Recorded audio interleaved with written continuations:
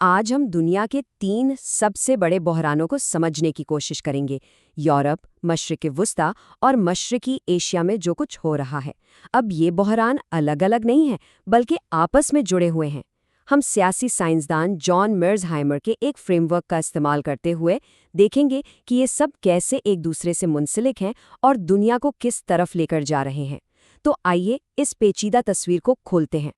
دنیا بدل چکی ہے، مکمل طور پر بدل چکی ہے، اور 2 ایسی جنگیں جو ختم ہونے کا نام ہی نہیں لے رہیں اسے ایک خطرناک دہانے پر لے آئی ہیں۔ یہ صرف مقامی جھگڑے نہیں ہیں، نہیں، بلکہ یہ عالمی طاقت کے ڈھانچے میں ایک بہت بڑی تبدیلی کی علامت ہے۔ تو آج کل کے ان تنازعات کی جڑ تک پہنچنے کے لیے سب سے پہلے ہمیں عالمی طاقت کے نئے نقشے کو سمجھنا ہوگا۔ یہ نقشہ ڈراماٹک طور پر بدلا ہے اور ہم ایک سپر پاور کی دنیا سے نکل کر 3 بڑی طاقتوں کے ایک نئے دور میں داخل ہو چکے ہیں۔ ابھی کچھ سال پہلے تک یعنی تقریباً 2017 تک دنیا یک قطبی تھی، مطلب ایک عالمی طاقت امریکہ کا غلبہ تھا۔ لیکن اب صورتحال بالکل مختلف ہے۔ آج ہم ایک کثیر قطبی دنیا میں جی رہے ہیں جہاں امریکہ، چین اور روس، یہ 3 بڑی طاقتیں ایک دوسرے سے مقابلہ کر رہی ہیں۔ یہ تبدیلی سمجھ لیں عالمی سیاست کے لیے ایک زلزلے کی طرح ہے، اور آج کے ہر بحران کی بنیاد بھی یہی ہے۔ اب اس نئے دور میں امریکہ کی نظریں صرف ایک حریف پر ٹکی ہوئی ہیں، اور وہ ہے چین۔ اسی لیے اس کی سب سے بڑی اسٹریٹجک ترجیح مشرقی ایشیا بن گیا ہے۔ ہاں، یورپ اور خلیج فارس بھی اہم ہیں، لیکن امریکہ اپنی ساری توجہ اور وسائل چین کو روکنے پر مرکوز کرنا چاہتا ہے، اور اس ایک ترجیح کے باقی دنیا کے لیے بہت گہرے نتائج ہیں۔ لیکن امریکہ کے لیے چین پر فوکس کرنا اتنا آسان نہیں ہے۔ اس کے راستے میں 2 بہت بڑی رکاوٹیں ہیں۔ 2 بڑے تنازعات اس کی توجہ اپنی طرف کھینچ رہے ہیں اور اس کے سارے منصوبوں کو پیچیدہ بنا رہے ہیں۔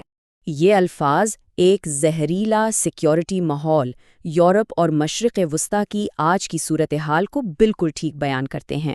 یہ صرف تناؤ نہیں ہے، نہیں، یہ ایک ایسا ماحول ہے جہاں ہر پارٹی دوسرے کو اپنی بقا کے لیے ایک سیدھا سیدھا خطرہ سمجھتی ہے۔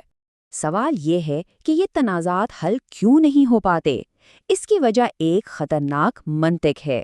یورپ میں روس اور یوکرین یا یورپ ایک دوسرے کو اپنی بقا کے لیے خطرہ سمجھتے ہیں، اور بالکل یہی صورتحال مشرق وسطیٰ میں ہے، جہاں ایران اور اسرائیل یا امریکہ ایک دوسرے کو وجودی خطرہ یعنی ایگزسٹینشل تھریٹ سمجھتے ہیں، اور جب بات بقا کی ہو تو پھر سمجھوتا کرنا تقریباً ناممکن ہو جاتا ہے۔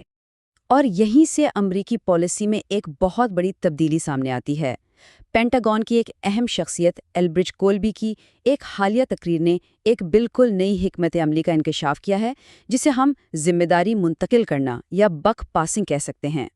اس تقریر میں ایک چونکا دینے والا اشارہ ملتا ہے کہ امریکہ یوکرین جنگ سے نمٹنے کے اپنے منصوبے میں ایک ڈرامائی تبدیلی لا رہا ہے، اور یہ یورپ کے لیے ایک بہت بڑا موڑ ثابت ہو سکتا ہے۔ تو آخر یہ تبدیلی کیوں؟ اس کی سب سے بڑی وجہ یہ ہے کہ امریکہ کے ہتھیاروں کے ذخائر خطرناک حد تک کم ہو گئے ہیں، خاص طور پر مشرق وسطیٰ میں جاری تنازعات کی وجہ سے۔ سیدھی سی بات ہے، الماری خالی ہو رہی ہے۔ یہ الفاظ امریکی ہتھیاروں کی کمی کی سنگینی کو واضح کرتے ہیں۔ میرزہائمر کی تشریح کے مطابق کولبی کا پیغام بالکل صاف ہے: ہمارے پاس اب یوکرین کو دینے کے لیے مزید امریکی ہتھیار نہیں ہیں۔ اس کا براہ راست اثر یوکرین کی جنگی صلاحیت پر پڑے گا۔ تو اس بک پاسنگ کی منطق کیا ہے؟ آئیے اسے سمجھتے ہیں۔ پہلا نقطہ، مشرق وسطیٰ کے تنازعات نے امریکی ہتھیاروں کے ذخائر ختم کر دیے۔ دوسرا نقطہ، امریکہ کی اصل توجہ چین پر ہونی چاہیے۔ تو ان 2 حقائق کا نتیجہ کیا نکلتا ہے؟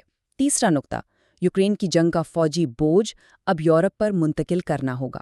میرزہائمر اسے امریکہ کا یورپ سے طلاق لینے کے مترادف قرار دیتے ہیں۔ اس کا مطلب یہ ہے کہ امریکہ اب یوکرین کی روایتی جنگ میں بنیادی فوجی مددگار کا کردار ادا نہیں کرے گا، اور یورپی ممالک کو یہ ذمہ داری اب خود سنبھالنی ہوگی۔ اچھا، تو امریکہ نے تو اپنا پلان بدل دیا، لیکن اس کے نتائج کیا ہوں گے؟ خاص طور پر یورپی سلامتی پر اس کے کیا گہرے اور خطرناک اثرات ہو سکتے ہیں؟ کیا یہ جنگ کو مزید بھڑکانے کا سبب بنے گا؟ یہ ایک بہت اہم سوال ہے۔ جب بڑا برا انکل سام یعنی امریکہ، جو دہائیوں سے یورپ کا محافظ رہا ہے، پیچھے ہٹ جائے تو کیا ہوگا؟ یہ یورپی ممالک کے لیے ایک بالکل نئی اور غیر یقینی حقیقت ہے۔ امریکہ کے پیچھے ہٹنے کے ممکنہ نتائج بہت خطرناک ہو سکتے ہیں۔ روس زیادہ جارحانہ ہو سکتا ہے، نیٹو کا اتحاد کمزور پڑ سکتا ہے، اور ہو سکتا ہے یورپی ممالک کو خود ہی جنگ کو بڑھاوا دینے پر مجبور ہونا پڑے۔ یہ سب مل کر ایک ہی پیغام دیتے ہیں: امریکہ اب نیٹو کے دفاع کے لیے اتنا پرعزم نہیں رہا جتنا پہلے تھا۔ اور پھر شروع ہوگا الزام تراشی کا کھیل۔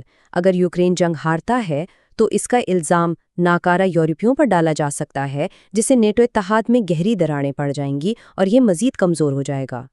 تو اس ساری صورتحال کا نچوڑ کیا ہے؟ ہم جان میئرشائمر کے ان سنجیدہ اور فکر انگیز الفاظ کے ساتھ اس تجزیے کو ختم کرتے ہیں۔ ہم ایک بہت خطرناک دنیا میں رہتے ہیں اور ایک زیادہ پرامن دنیا بنانے کے امکانات بہت کم نظر آتے ہیں۔